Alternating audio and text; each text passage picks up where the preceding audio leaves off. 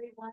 Thank you for those of you who are joining us online. My name is Denise Loftman. I am the Executive Director at CREST, the Columbia River Estuary Study Task Force.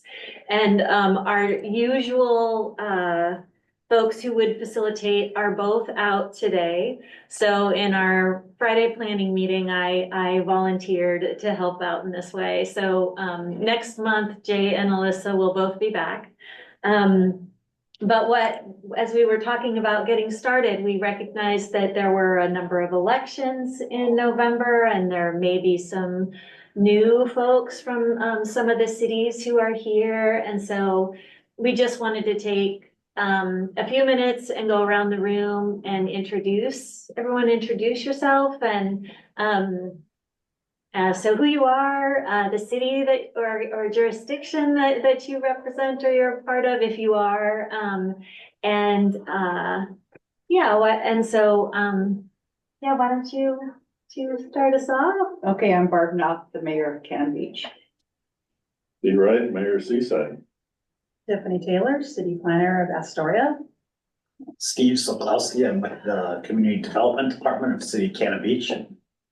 Paulina Cockrum, your Heart City Councilor. Chad Moritz, North Coast Housing Solutions, a nonprofit. Robert St. Clair, planner, City of Cannon Beach. Great, and that's everyone in the room. So why don't we go around the Zoom, all the Zoom squares. So Brett, why don't you kick us off? I am the North Coast Regional Representative for the Department of Land Conservation and Development. And my service area includes Lincoln County, Tillamook County, Clatsop County, and a good portion of Columbia County. And I am based in Clatsop County. Garrett? Yeah, Jared Karnofsky, Vice President of Ancillary and Support Services at Columbia Memorial Hospital in Astoria. Great, thank you. Garrett? Hey, I'm Garrett Phillips with Columbia River Estuary Study Task Force. Gail? Hi, Gail Henriksen. I'm the Community Development Director for Clatsop County. Thanks. Deanna? Deanna Hammond, Cannon Beach City Councilor. Oh, great. Glad you could make it. Aurora? Hi everyone, I'm a legislative and policy analyst also with the Department of Land Conservation and Development. It's nice to meet you all. Great, thank you for being here. Elizabeth? Elizabeth Adams, City of Astoria, City Councilor, Ward 3 downtown. Great, thank you for being here. Matthew? Good afternoon, everybody. Matthew Shawbold. I'm the Governor's Housing and Homelessness Initiative Director. Thank you for being here. And then Jess? Oh, hi, Jess Salacio from the City of Warrenton, City Commissioner. We've got the flu, so we'll be staying off camera today. Great, glad you could still make it. Well, welcome everybody. Thank you all for attending. As the planning group was meeting to put together this first Regional Housing Task Force meeting for 2025, we recognized that with the election in November that there could be a number of new faces, and there are here at the task force and at these meetings. And so we thought it might be useful just to give a little history and a little overview of how we got here. Some of you in the room have been here from the very first meeting. Many of you have not. And so I've been attending them since the beginning. And so that little history lesson falls to me. So back in 2021, which feels like a very long time ago now, in 2022, Jeff Adams, who was Steve's predecessor as the Community Development Director for the City of Cannon Beach, really felt like he had a lot of experience doing land use planning in the Mountain West in communities with a lot of that relied on tourism. And he really felt like working on this in a regional way, in a cooperative way across the jurisdictions in Clatsop County would be very helpful. Because from his perspective, he was like, one community is not going to solve this problem in terms of building more affordable housing, whether it's workforce or more affordable, whichever level you're looking at. And so he actually went to all of the city councils and met with all of the city councils across Clatsop County and met with the Clatsop County Commission. He had lots of coffees and lunches with folks. And I think he was just kind of trying to talk about housing and see what folks might be interested in doing. And then in mid 2022, we held our first regional housing task force meeting. And in that meeting, he really spoke to how the communities really could work together to find a path forward. He spoke a lot about the amount of commuting that occurs in this region, with people living in different cities and driving across the county or driving. He even found data showing people are driving to and from, Hillsborough and Beaverton. And so, so just kind of looking at commutes across Clatsop, primarily Clatsop County, but across the region. And so his experience from working in the Mountain West and his thoughts around doing this in a cooperative way started the group in 2022. And we've been meeting monthly since then. And in the beginning, we spent some time talking about the 2019 housing study that probably many of you have seen, or if you haven't seen, you've at least heard about it. We had folks from communities in the Mountain West come and give not in person, but on Zoom, give presentations about how they structured their regional efforts and were working together to build housing. They're probably about 20 years ahead of us in terms of their efforts. There was some larger housings conferences. There was a big North Coast housing conference at Seaside Convention Center. There was some great information that came out of that. There was this HUD one-stop kind of process that people could start to engage with. So we had people from HUD come and speak.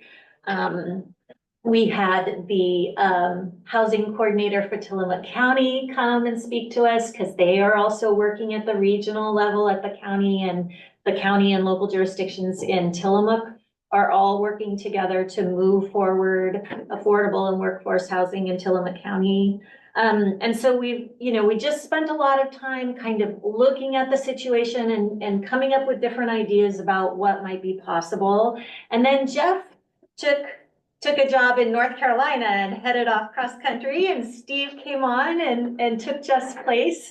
And during that time, Alyssa Gertler came on, working in housing for Clatsop County, and has provided a very steady kind of force for us, and has also been very involved in a lot of the governor's initiatives and representing Tillamook County, Clatsop County at the state level, but really bringing forward the needs of a community that is rural, but is also tourism driven. And so has some unique needs around housing.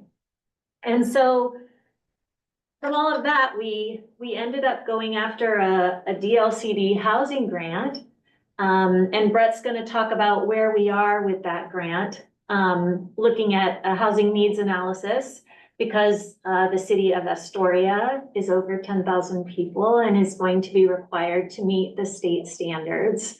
And so we just thought, we're already working regionally. It would be helpful for all of the communities to have a good understanding of their housing needs, and to be able to look at this both at the local jurisdiction level, which all of the jurisdictions are doing, but also to look at it from a regional perspective and to figure out how we work together to move this housing, how we move all types of housing forward across the communities, with the understanding that some communities have different things to give in this process. And so we were able to get this grant, and we're I know the materials for Astoria have been provided to Astoria. There's some additional materials that are going to come to the other jurisdictions here in the near future. There's going to be an opportunity to go after another grant in July. And so we were thinking that it makes sense. This is a really good way for us to work together to get these analyses and these plans put together and to utilize state funding and state expertise to make them happen. And so our hope was that the group would be interested in moving forward with the next part of this process. And we got about, I think, $250,000 from the state for the work that's happening now, and we could go after another 200,000 in July. And so this is kind of and just an overview of the work that's occurred as the group has come together. And we've pretty much just met monthly since July of 2022, with breaks in the summertime. And usually we take November and December off. So, but meeting pretty regularly and just all doing our parts to keep moving forward what is, can be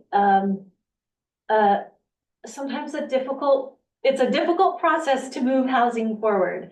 I think that's the thing that we've all learned. So with that was pretty much the overview. If there's any questions, I'm happy to answer them. And Robert and Chet have been along for the ride the vast majority of the time. Brett's been here the pretty much whole time, so has Gail. So if there's anything I've missed, please feel free to speak up. I just wanted to give a little overview. Anything to add? It was good. Okay. I think you should be the history teacher. That was like the most interesting history lesson I've ever had. It helps that I was a history major in college.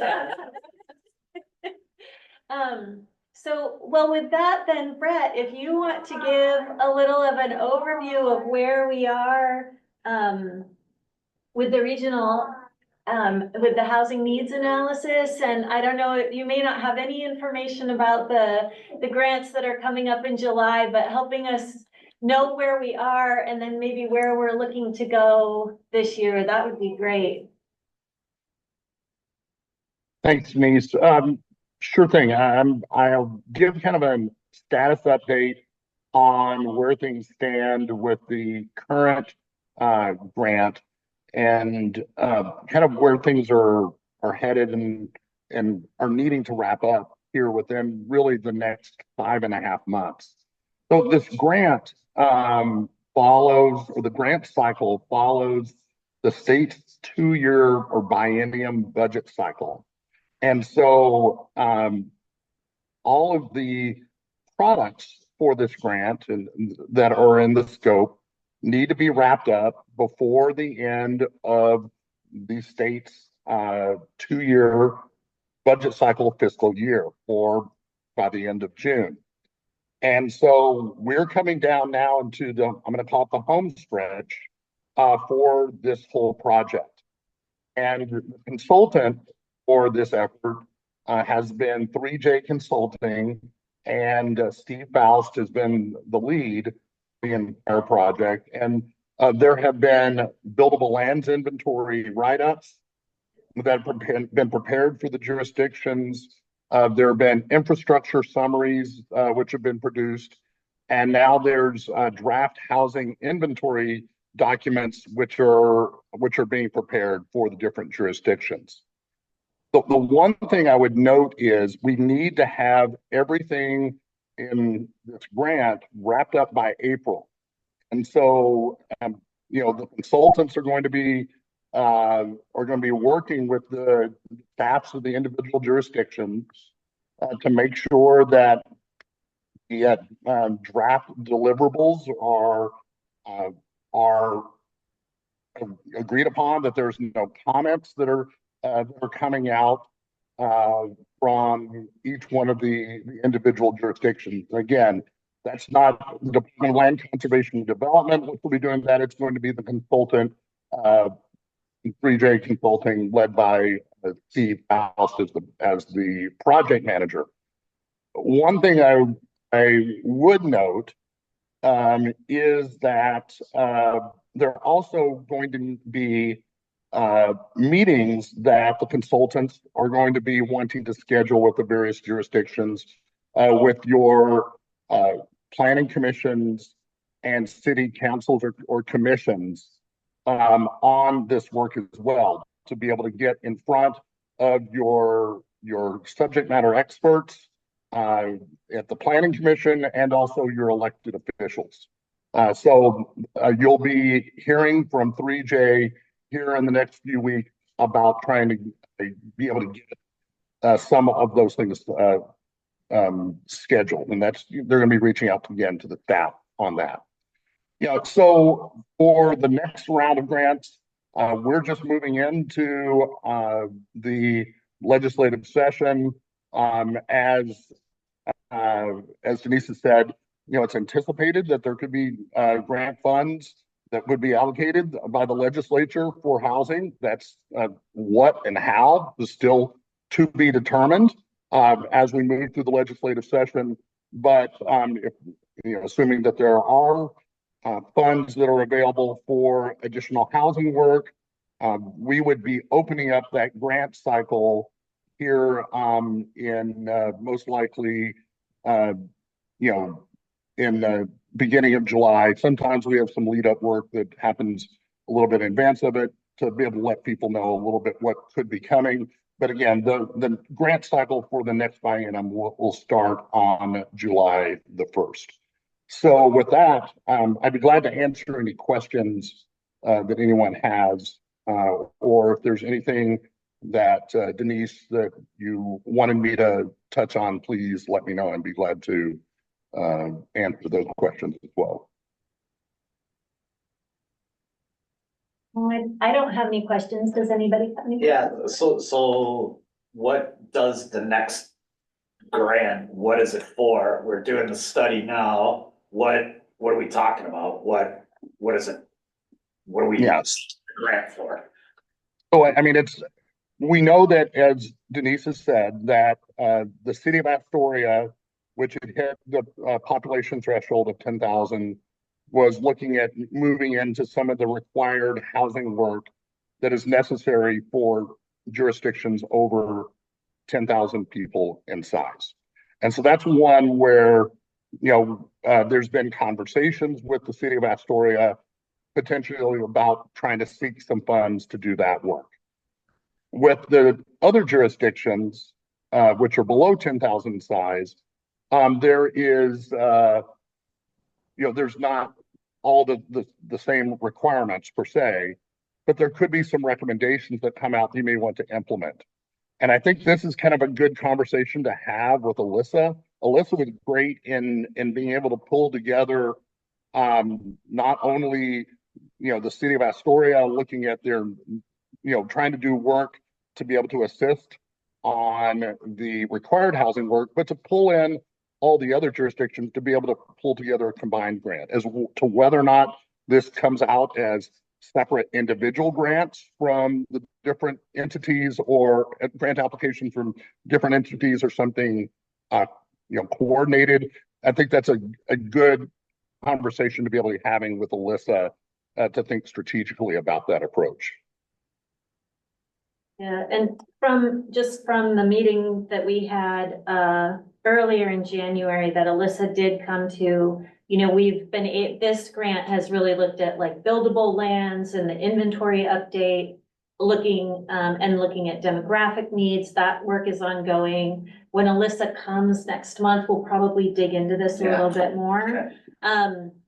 And then the next step in the process from Alyssa's perspective was to look at the regional production, the production strategy. So not just for Astoria, but so that all of the communities, even those that are not required to be doing this work, but so that we're moving together as a group, kind of looking at this across the region rather than just like one community at a time. So we're really utilizing the strengths of this group and the fact that we are trying to work in partnership and coordination with one another, so that all of the steps that Astoria is having to move through, the rest of the jurisdictions are moving through, so that the broader understanding of what we have and what we need, we are looking at it across the county rather than just in the one jurisdiction that is required to do it, which will hopefully help us as we work, as individual jurisdictions are working on their own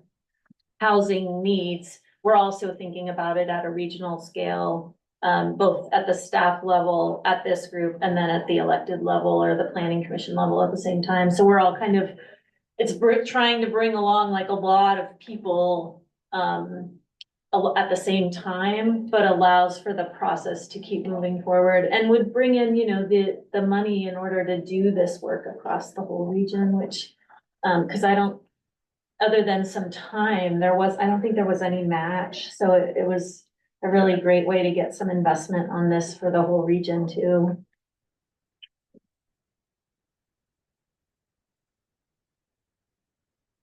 Great. Any other questions for Brett?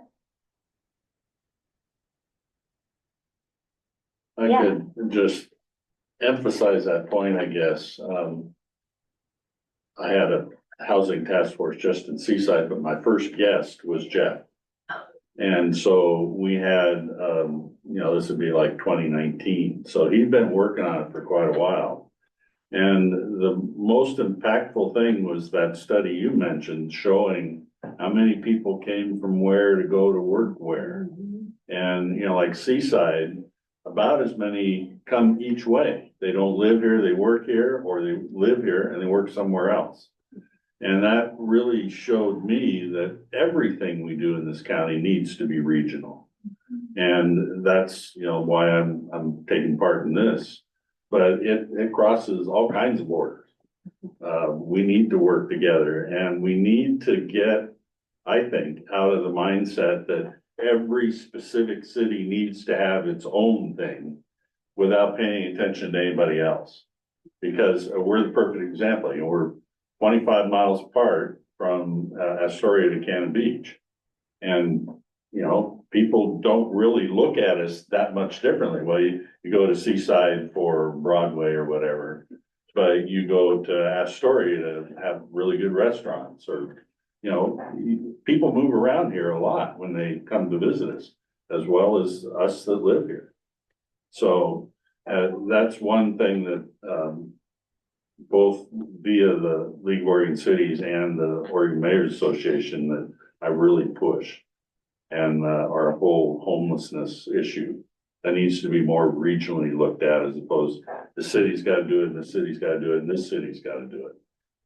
Because you're not going to get as much done if you do it that way. Off my soapbox. No, it's funny because I was going through the old slides in prepping to kind of give the history from like the first, second, fifth meetings, and there was so much data around the commutes. And then the other data that he provided was how these counties in the Mountain West have really formed these cooperating groups, and that's how they're putting thousands of units of housing on the ground across regions rather than each city having to figure it out for themselves, especially when each jurisdiction has strengths that they can bring to it, and then each has their own challenges or limits. And so recognizing that it's given the number of housing units we need to be putting on the ground, we really need to be thinking across the landscape. So, yeah.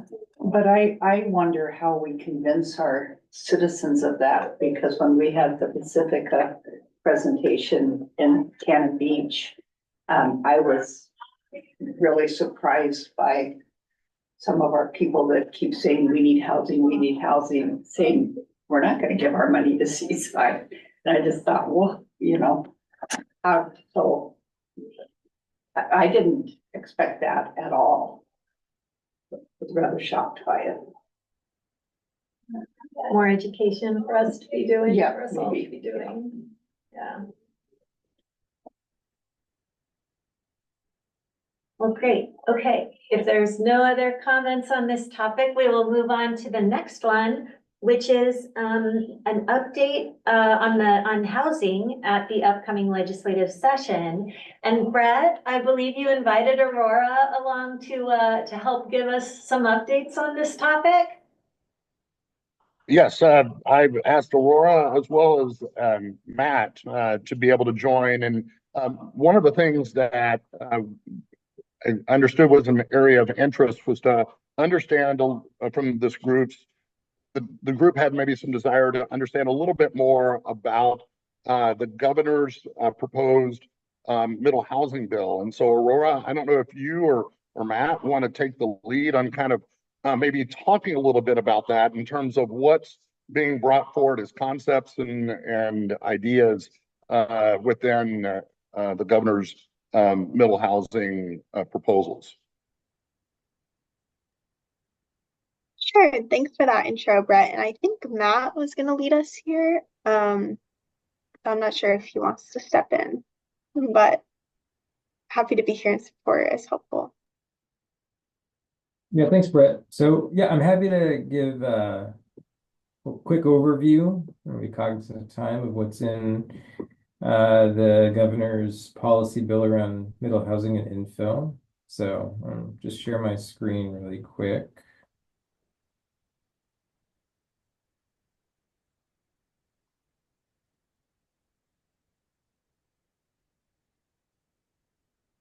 And I will also say, just because listening to your previous conversation, I think the governor appreciates the needs related to local government resources for housing work.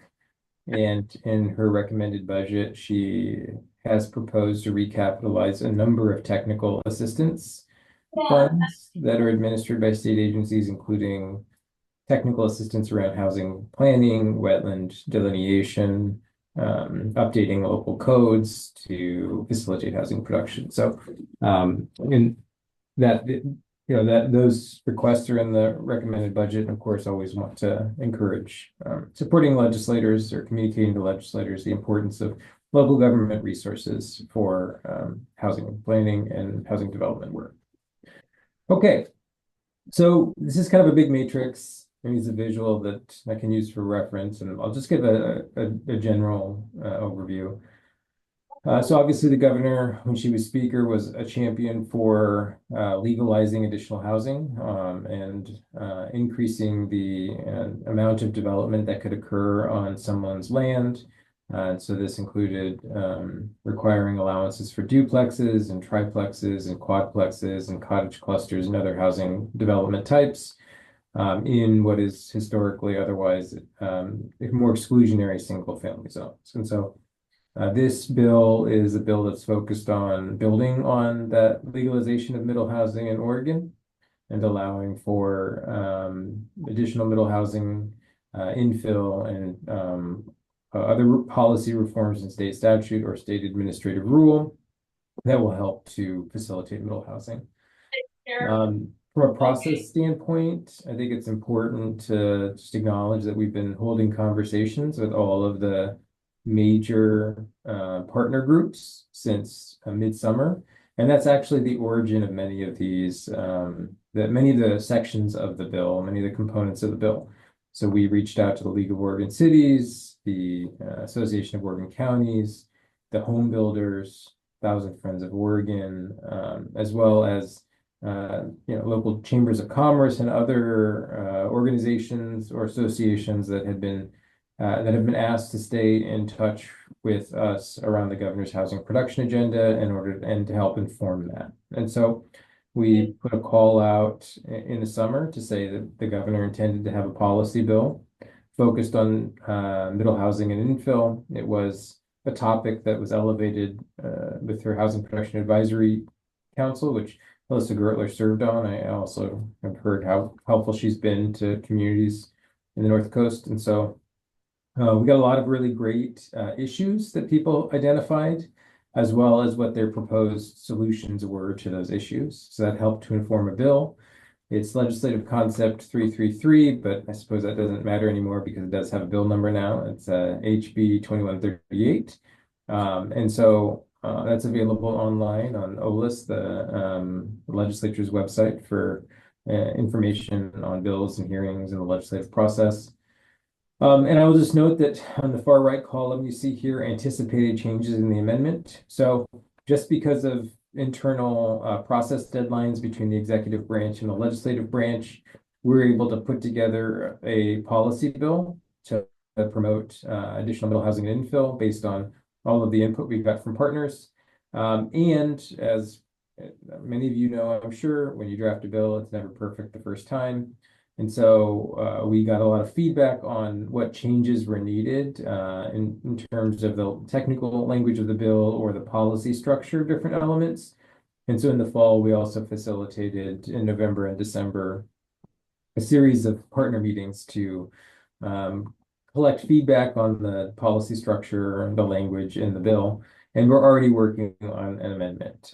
I just, before this meeting, got pinged by Legislative Council that they're wanting to get into some of the changes that we sent over to help to finalize the amendment. So it's important to communicate that we're working on a major amendment, and then once we get that major amendment back, we'll, with that or potentially another one, be prepared to have a hearing and start the dialogue with the legislature. So I'll hit the high points, and then Aurora, myself, are happy to go deeper on any of the elements. The first section of the bill relates to middle housing development generally. And so, one aspect is we heard that it would be helpful from some counties to, the current middle housing statute is focused on cities, and that they also wanted to have allowances for middle housing and unincorporated lands. So not annexed into a city, but still part of the UGB and just happen to be unincorporated. And so we are extending certain provisions of the current middle housing requirements and allowances into urban unincorporated lands. It's the first element. The second is are some changes around cottage clusters. We had explored what was appropriate for statute in terms of size parameters and community benefits, and what's appropriate for administrative rule. As drafted, we had been pushing a number of items into administrative rule, but something we heard from a lot of partners was that the elimination of the cottage courtyard requirement without knowing what the community benefits might be in rule were challenging, so we're adding that back in the dash amendment. I think a big change that will help to facilitate additional homeownership development are currently plexes, as we call them, duplexes, triplexes, quadplexes are attached, middle housing, they're attached. And this would change the state statute to require that plexes could be attached or detached. So a lot of different configurations, which will help with both development in terms of the number of people who are able to build based on their kind of expertise and what their business model is. That can also help to promote ownership for middle housing when people don't want to necessarily own attached homes. Got a couple of technical pieces here around how the state structures the middle housing requirement and whether it applies to just base zones or overall zoning. So it's a clarification you see here in the fourth row. We heard from a lot of cities and developers looking at the second to last row that they would like to build middle housing, but there may be an existing unit on a particular site, and there's still enough room on the site for them to add additional units, particularly once the change to allow for detached plexes to go in. But the existing unit creates challenges in the local planning and entitlement and permitting process. And so we've got a policy change that helps to legalize additional middle housing on sites with existing dwelling units, and that those are non-conforming for the purposes of meeting updated local codes. And then some changes around traffic impact analysis and trying to find a nice middle ground around allowing for traffic impact exactions specific to the site, but not in a way that would be overly burdensome to the housing development and otherwise create an economic disincentive or make the numbers not work. We have two new bonuses that we're adding that we would be applying to middle housing sites within cities. So within cities, not in the urban unincorporated lands portion. One is and this is a voluntary bonus for housing developers, but cities would be required to implement this bonus. One would be around affordability and one would be around accessibility. So they're both, you'll see some kind of repetitive language here, and it's because they're both in the same portion of the bill. So one would be to require a bonus of 1 or 2 additional units if the developer chose to sell one of the units at an affordable homeownership sales price, and that would be 120% of the median income or below, with a 10-year resale restriction. And so this is to help increase the percentage of homes that are sold at an affordable price point in different communities. I see a number of changes there. A lot of them are technical and clarification changes based on feedback we received from cities and housing developers in order to make this more feasible, as well as to minimize the workload impacts on local governments. And then the second one around accessibility, again, similarly would require allowing for a 1 or 2 unit bonus if a housing developer provided 1 unit as type A accessible. So we recognize that that's a commercial code standard, but that's an important one to meet for this bonus because it ensures that there is wheelchair accessibility as it is built out. And we know we have a number of community members that require accessible housing, and there's a real shortage across the state. The next portion, we have a few changes to what are known as SROs, or single room occupancies. And so that's a housing type that primarily is built. I mean, there is a business model for high density SROs that are market rate in some very urban communities, but outside of that, it's a model that is really focused on affordable housing with services where people don't need full independent living, and they can share bathroom and kitchen facilities. And then there's some innovative models around maybe kind of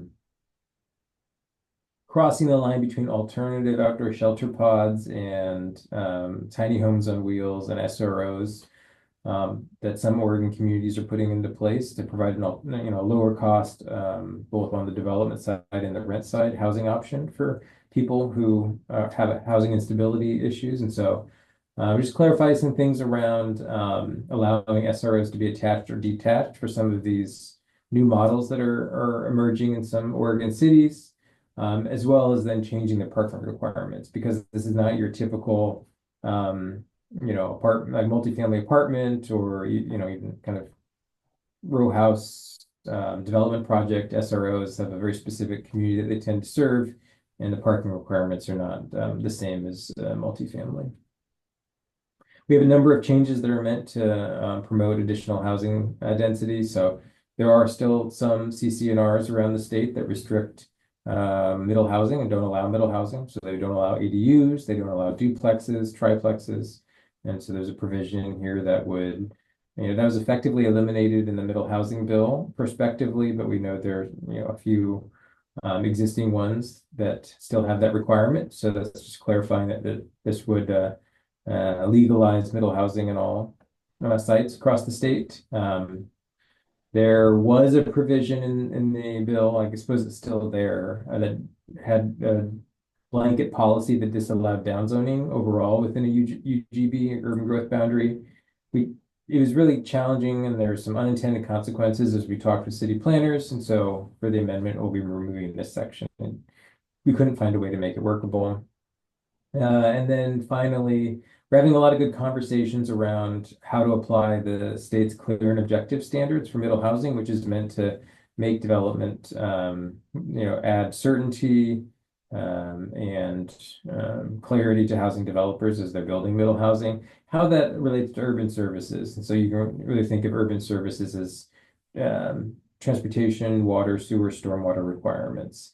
It's a foregone conclusion that the clear and objective standards as it relates to land use requirements on the site for the development project, that applies. There starting to be some questions around the non-development, some of the horizontal infrastructure aspects. And so we've been having some good conversations and trying to figure out how to land that in a way that works for local governments.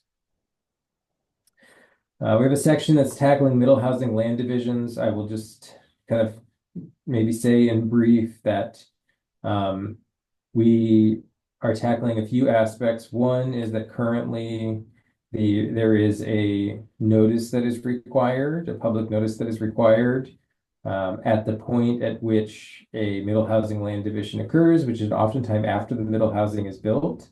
And what we've heard from community members, the Goal One advocates, as well as local governments and housing developers, is it's somewhat of a disingenuous public notice because it occurs after the middle housing is already built. The middle housing is already allowed under state law, required under state law that allowance exists for landowners and housing developers. And that community members will come to meetings thinking they can share a perspective, and that will potentially stop the middle housing from being built, when the reality is it's already built and this is just a very technical land division process. And so we are eliminating that notification and appeal requirement in state statute, which everyone seemed happy with. And in addition to that, we've heard a lot of feedback around timing of middle housing land divisions, about whether that occurs before, during, or after the housing is developed. We're changing the statute to allow that at any point in time. And then some developers go through a process when they're doing larger subdivisions made up of a lot of middle housing units, where they would like to, instead of going through a two-step process, one to go through the subdivision process and then following that going through the middle housing land division process, which can add time, complexity, cost, they'd like to be able to opt into just running with one process. And so without going into the super technical detail, we are trying to figure out how to reconcile if having a single combined process and a number of provisions of the subdivision process would apply around notice and city requirements, while also still maintaining this more expedited middle housing land division process that's standalone for infill and an option for a subdivision once all of the individual lots and parcels are created. So yeah, that's generally how we're approaching middle housing land divisions. You can see there's not a lot of changes that we flagged for the amendment. There's a lot of consensus from local government officials, housing developers, other key partner organizations that some of these did present challenges and these changes would be helpful. And then finally, there's a number of items where we are directing DLCD to engage in rulemaking. So this is because they have current administrative rules, where we'd like them to develop current administrative rules around promoting more middle housing and infill. And so we want to make sure that so let me take a step back. The HUD, the federal government, recently updated in the last year their manufactured housing code, manufactured housing rules. And one of the aspects to that was that it would now be legal for manufactured middle housing. And so this is manufactured housing that would be middle housing, like duplexes, triplexes, up to potentially quadplexes. I think on a practical level, we're still waiting to see how this is taken up by the industry and whether or not we're going to see manufacturers actually building manufactured duplexes or triplexes. I think there's probably challenges with that, as well as logistical challenges with moving a product of that kind. That being said, to the extent the industry does start to build these housing products for Oregonians, we want to make sure that the state rules are already in alignment with those. And so there's some rulemaking to ensure that manufactured middle housing is allowed, and that there shouldn't be siting or design standards that would prohibit those, similar to existing manufactured housing requirements. We've got some additional rulemaking around accessory dwelling unit and single room occupancy to ensure that there aren't siting or design parameters that effectively disallow these housing types or really economically disincentivize those housing types. Same thing with cottage clusters, and some rulemaking that the department will take over some minimum standards, minimum or maximum standards from state statute, as well as starting to have the conversation about community benefits that come with cottage clusters, so that at some point we can also move that provision from statute into rule. Direction around a general siting and design parameter rulemaking for middle housing. Again, this is focused on making sure that we're setting floors and ceilings for middle housing standards in Oregon so that they're not economically disincentivized. As well as some parameters around discretionary reviews and what is in and what is not in with regard to discretionary decision making, given the state's clear and objective standard. Finally, we've got one kind of, we've got also we're directing the department. There's a provision that they have that requires demolition review for, well, I'll talk about what the intent of it is, not how it's drafted in the bill. So there is a requirement that DLCD currently has that there may be structures within a historic district where the historic district itself is only listed on the National Register. A local government has not gone through their own local Goal 5 process and issued a Goal 5 designation for the district and the structures, and yet still, because of the National Register and an effort just to get signed up for the National Register, a demolition review is required. And so there's a provision for directing DLCD to eliminate that rule. To be very clear on this, this is simply the state requirement around demolition review that exists, and local governments are still able to apply this requirement. They're able to go through their own local Goal 5 process, apply their own designations and protections as the law currently exists. And this is just cleaning up state administrative rule. And then finally, developing some model SDC codes for residential development. So something that we have heard is that, again, and to be clear on this one, this is not the state establishing a model SDC for all communities in Oregon. We've heard that some technical assistance could be valuable in helping to structure SDCs in a way that allows cities to recoup revenue to build out systems while also not accidentally economically disincentivizing middle housing versus single unit housing because of how SDCs are structured. There's already some really good best practices from some cities in Oregon where they have calibrated their SDC structure in order to not disincentivize middle housing, or in some cases to incentivize middle housing. And so we just want to highlight that good work and bring on what will likely be a consultant that can help create this model code and best practices. So those are the elements of the bill. We're still having really good conversations. We're still open to other suggestions and ideas, although I think that window is closing fairly quickly now that the session is in process, and we need to get a bill in a place where we're ready for a hearing. But I'll stop there. Aurora can let me know if I missed anything or correct me where I made a mistake. But then we're also happy to answer any questions. Great, thank you. Any questions? Yeah, go ahead. I wouldn't mind jumping in. Matthew, thank you so much for that great summary. I'm really curious how you're defining middle housing, especially when you gave examples of like the 120% AMI.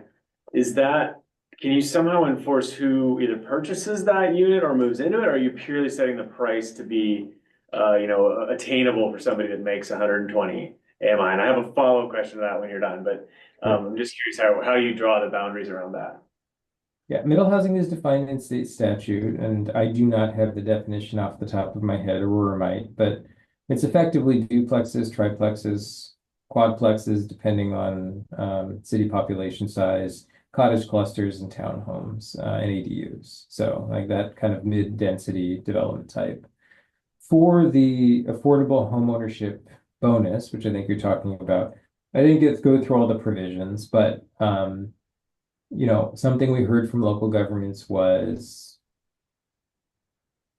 very few cities or counties, for that matter, have a housing department across the state. And so while there is support for an affordable homeownership bonus program, how do we make it workable without creating a burden on local governments? And so we have tried to create a structure that would minimize the need for additional capacity with local governments. And so the requirement would be that there is a covenant, a deed restriction on the property, that it is both price limited at sale and resale for 10 years. And the eligible purchasers have to be an income of 120% of the median income and below. There is an addition that we're putting into the amendment that the state every year, the Office of Economic Analysis would publish by region what that 120% price cap is. And so that can just be referenced during the sales transaction by the realtor. It will be, the deed restriction will be identified either by the seller or in the title check. And the state will publish the price cap as well as the income threshold on an annual basis. And so when a home seller and a home buyer are going through their normal process, and the local government will not need to do the work to identify the prices, to identify what the income cap is. The deed restriction will specify it, and that the affordability requirement exists at sale and resale for 10 years. So really trying to put that enforcement responsibility and link it to the purchase process and the various steps and checks in the purchase process. No, that's great. It sounds very thorough, because something we're grappling with here on the coast, especially in our vacation home communities, if we're required to do higher density, how do we keep those from just becoming higher density second homes? So I like this deed restriction model, the AMI model. I don't know if there's a way to add, at least if we could locally add, a full-time resident restriction as well, so that it's not someone who just, purchases it and then either does a short-term rental or doesn't occupy it. But those are some of the challenges we're grappling with, right? If we're required to do higher density, are we just going to end up with high density, very expensive vacation homes? And it sounds like the deed restriction is only applying to those bonus units, or would it apply to all the units in the middle housing development? The bonus is provided if the developer commits to selling one of the units. So if it is, for instance, a quadplex that is allowed under the current state statute and local code, the developer commits to and puts a deed restriction on one of those units to sell at 120% and below price and income, then they would get 2 bonus units. That's the current structure. The language is very specific because there are some local governments that have stronger bonuses at the local level, either in terms of the percentage, the number of units, or the affordability. And so the language we're putting in the bill we're carefully writing it so it doesn't preempt a local program. So if a local government has gone through a process to say, well, this is all well and good, but we have a bonus that gives a two unit bonus on a quadplex, but it requires affordable home sales prices at 80% of the median income, or it has to be 2 units that are sold. This provision should not preempt any local program. That's great to know. And I assume the 10-year deed restriction could also be extended. That wouldn't be statutorily limited to 10 years. You could do 20, 30, 40, maybe locally if you wanted to do that. I mean, I want to double check the language. You can double check the language in the bill, but again, the intent is the state is establishing a baseline and then also having very clear language that it does not preempt a stronger local program. Perfect. Thank you so much. Mm-hmm. And I mean, just as a comment, we also, I think, are hopeful that this does create that regulatory structure for cities to potentially be interested in additional years of affordability or units in a manner where they don't need to establish their own housing department to administer the regulatory structure. That's great. I really like the idea of all the pricing and the AMI resale being tracked centrally. That'll help a lot, I think, not to have to do it locally. Yeah, I wonder who administers that though. Yeah, someone's still got to do it. Sure. Yeah, I don't know. Maybe Matthew have ideas. Yeah. Great. Any other questions? Yeah, a lot of talk on, a lot of stuff. What about money to do stuff? like infrastructure, which is a lot of the problems around here where stuff can't get done because there's no money for the infrastructure needed to do all the wonderful things that you just spoke of. Sure. Yeah, I mean, I'm happy to give a rundown, and maybe I know we're coming up on time, but the governor in her recommended budget has above the current service level programs has $2 billion recommended for housing, addressing both homelessness and housing production.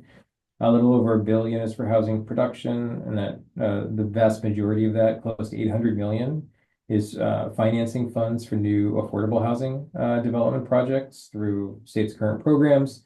But also part of that is $100 million for a new program, and it would be for infrastructure funding related to new housing production. So that's water, sewer, stormwater, transportation infrastructure for local governments, as long as it's linked to new housing production. And is that going to be earmarked for most of the communities that are required to do the production, not those that are smaller that aren't required to do that? It's not earmarked. It would be a new program at Business Oregon, and the goal is to also have floors of resources for cities of different populations. We want to make sure that all cities are able to access the program. Obviously, $100 million is well below what's needed for infrastructure on the state, but we want to make sure it's a program structure that is linked to new housing production, but also has some guaranteed amount of resources for cities of each population bracket in Oregon. But all you do is. Thank you. Any other comments or questions? Okay, and this one.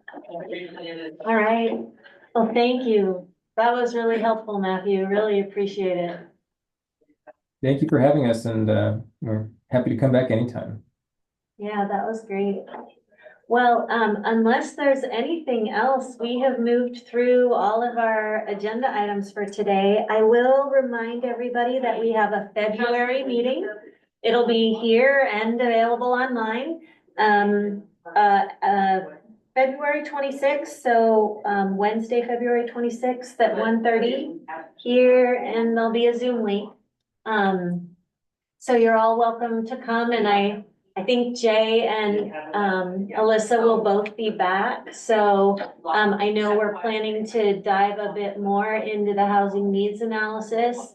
Alyssa had said she thought there'd be more to talk about then. And then Jay will be back and is going to talk about the economic opportunities analysis that the county has done. And there is a lot of work in that is very much linked to housing, and how the economic opportunities for the county are directly linked to the availability of housing at all levels. And so if we want to move forward economic opportunities for ourselves across this region, we must be addressing housing across all levels. And so he's going to present, those are two of the things that I know we will be talking about in February. And I'm sure there'll probably be at least one other topic, but I think it'll be some really great information that we'll be discussing there. So please feel free to join us via Zoom or come and be here in person, both work. But really grateful to have you all here. And for some of the folks who this is your first meeting at the Regional Housing Task Force, welcome and thank you for joining us. Anything else for the good of the order that I've missed? No? All right, great. Thanks everyone. Have a good rest of your afternoon.